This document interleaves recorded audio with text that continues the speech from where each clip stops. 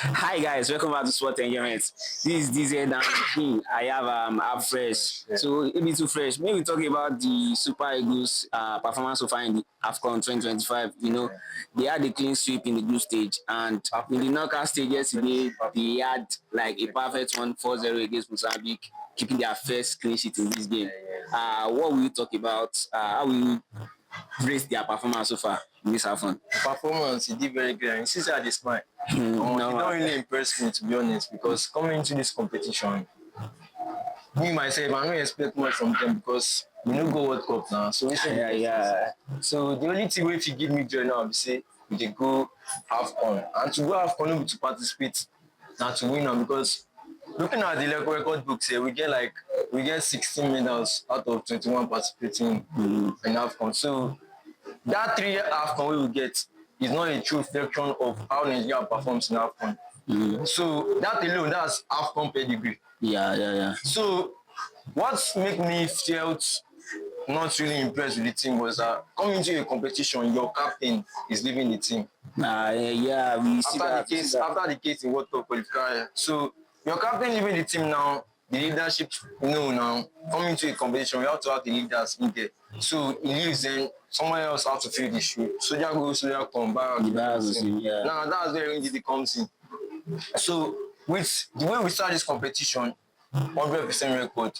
Tunisia was our biggest match in the group stage, and I will tell you, say that Tunisia match now one of the sweetest match we ever play, like in the last 2-3 years. Like with the way we outperformed them, coming to the group stage, Tunisia they had like their World Cup qualification. Their World Cup qualification was like a clean sweep. Like they had perfect record. They had like 28 points. They concede goal now, but they chopped 3 against us. So the attacking structure to me is very perfect. The midfield is very balanced. Like I've never seen Nigerian midfield this balanced in a while. It didn't they give me that 2021 vibe back. That Leicester City, Jagidi Jagon, progression, interception, everything. And even they arrive for box to even score goals, but no, in conversion rate, not to be like that kind of Oyedika and the rest. DMF now. And you see Oyeka, that tank. Now why they call him the tank? Like the guy, the energy is 100%. But the player who don't boast my head, me, I'm his biggest critics. You know that. He will be. They give me vibe of uncle. Now why he good to get with that gene? You will be no. Now why he good to get with that gene? As he did, like if you get with that uncle like JJ, that is come natural to you. You see those passes, the timing, the execution, it did very pinpoint. And they know when wingers they move. They know movement of Lukman, movement of Osimhen, movement of Akwadam. So once midfield and that attack done they gel well, I don't get any problem. To me, if our midfield and attack they go like this, we go win this AFCON. Sure. It's very sure. The only question I see they ask myself, they say our defensive unit. We know say for any team now, defensive unit no be just defenders and keeper. Now the whole team number one, because me I know that. But alone, single-handedly, your defense and your keeper have to like scare you through sometimes. Sometimes you go need them. Sometimes your keeper go help you out in some situation because not be every match you go even like overcome like that easily. So my only question now be say, will Nwabali can he pull up for us in those moments just like the last AFCON? Because to me, the last good performance Nwabali has had in my books was in AFCON. Probably South Africa semi-final. Final, we didn't really see much of him, but he was still there. That presence was there. But since then, we are hearing issues of him losing experience, maybe psychological. But this is AFCON. We have to put all of that.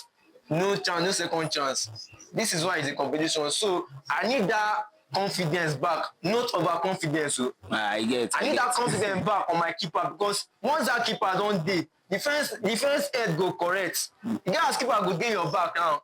Defense, you know say you no go fit do rubbish. No man. So now where our defensive partnership now, Calvin Bassey, very beautiful player. Beautiful. Like he don't already now like mainstay for that defense now, like one of the first name for the team sheet.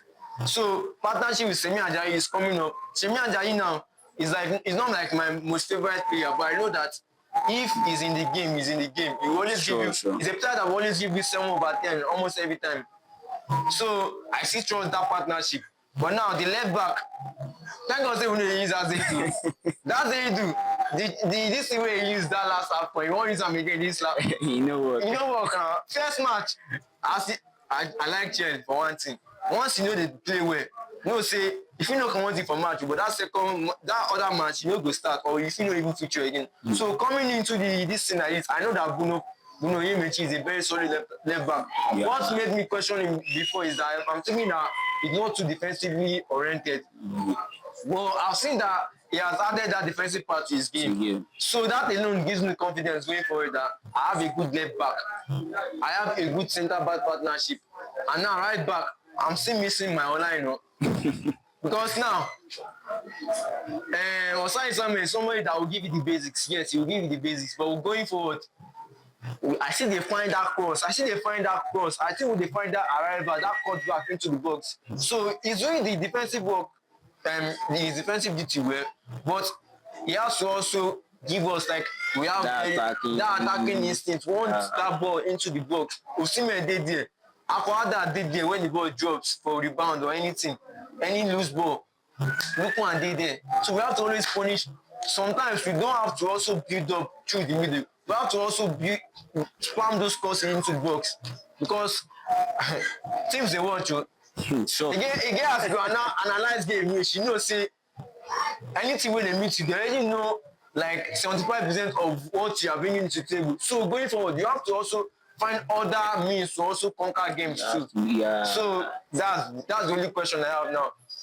Can we be flexible?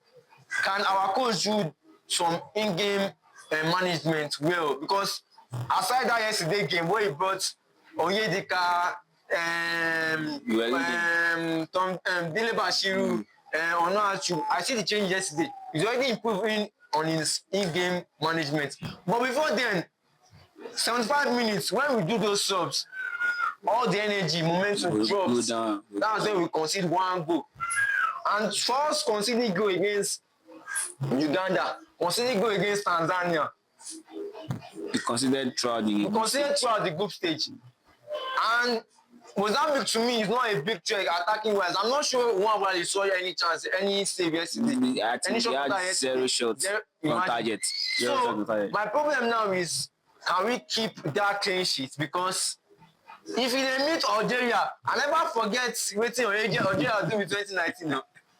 Mahrez. I for watch final 90 minutes. Mahrez, you know, say he go bend down. Mahrez go bend Mambali if you catch him for quarter final. And DR Congo would never win to my body. We never compete. They never EU too. Like, so the two of them, anybody where I face, DR Congo, Algeria, any of them, it means a lot to me. Like, it means a lot to me. So, DR Congo, Algeria, they should be scared right now. We should be beating them. We should be beating them very well. DR Congo, Algeria, any of them that comes, we have to execute it.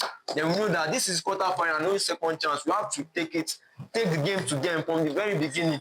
And you have to, the way you start game, you have to use them end too. Because like I say, we like chipping 1 or 2 goals. So now basically now the full assessment of the team where I don't see from a tactical point of view and from a unity, like the team is very united. They play as a unit. Like they play for themselves. Now I'm seeing chances creation. I'm seeing some nice football. I'm seeing some nice combination play. So that is how to win a competition. The last AFCON we reached final. But if we don't will play, you know reach anywhere now. Nothing impressive. Like, but now we they play now. The other opponent who won't meet us, we don't they fear say, this Nigeria we won't face. You know it means. No be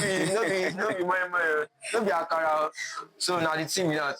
My own view based on the first. Now yesterday's game against Mozambique, I think we had a perfect game. Lookman was there. Akwada's Osimhen was superb.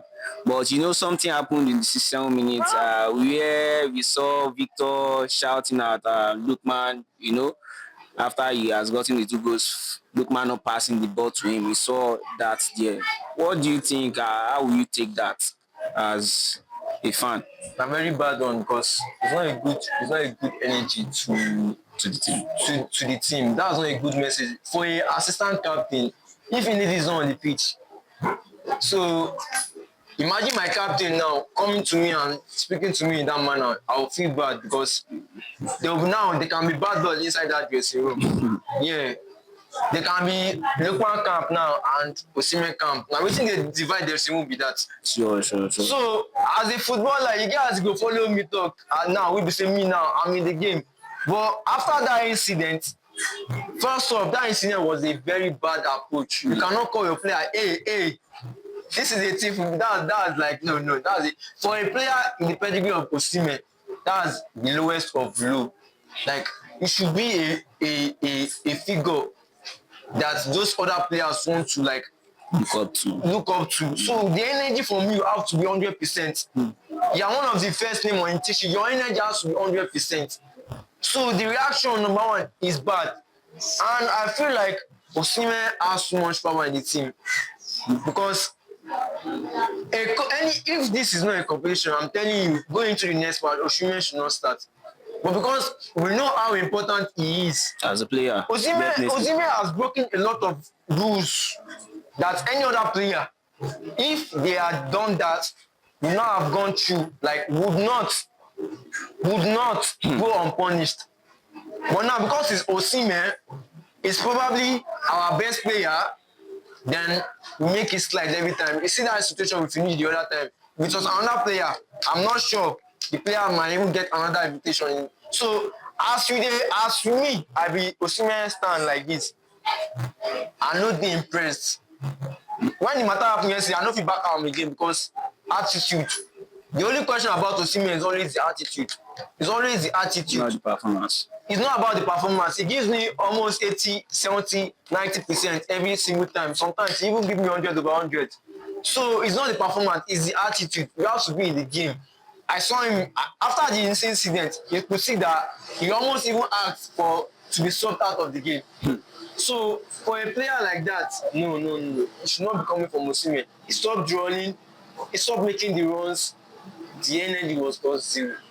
What I want is that I believe that the issue can be settled before. No, I'm sure it will be settled after. I'm sure Osimhen should also be able to, as a leader in the team, to apologize to the team, not just Lukman. You didn't just offend Lukman yesterday. You offend the whole of the team because it should be a team sport. Like he said it's a team sport, right? But why should he also single out Lukman? Because looking into that game, Lukman has provided 2 assists for Osimhen. We know that it's a natural trait for any forward to also be stingy in some situation. It has always happened before. So Osimhen knows that Lukman is a very integral part for any team to. Osimhen is like the bulb, like it's like a wire that connects the bulb to. Without Lukman, Osimhen will not function as expected. And without Osimhen movement in the box and taking off pressure from the defense, Lukman too may not also work perfectly. So it's like a symbiotic relationship. A big connection. It's like the connection is going now. Then why should we also now try to break it? If it's not broken, we should not fix it. That is my own statement. Because now we are seeing the connection between our front three, Aquadams, Victor and Lukman. So now this is when we need that connection most. No bad blood. But now any other thing that happens now should be settled in the dressing room. Going into the next match, it has to also be 100% connection. 100%. We don't want to hear excuse now that because there was this fight that happened, this thing happened. No. We have to fully go. Osimhen starts next game, Lukman starts, then we are going 100% next game as well. So okay, now basically on that's how it should be. Thank you so much for your take on the matter. We pray that Nigeria, the Super Eagles are able to resolve their issues. We're not going to win AFCON again. Drop your own thought in our comment section. Let us know what you feel about the Super Eagles. Do you think they have what it takes to advance to the quarterfinals, semi-finals moving on our way to the final, what do you think about Super 16, Eagles? 16. Remember, 16 medals in 21 appearances in the AFCON. Okay, That's not small meat. thank you.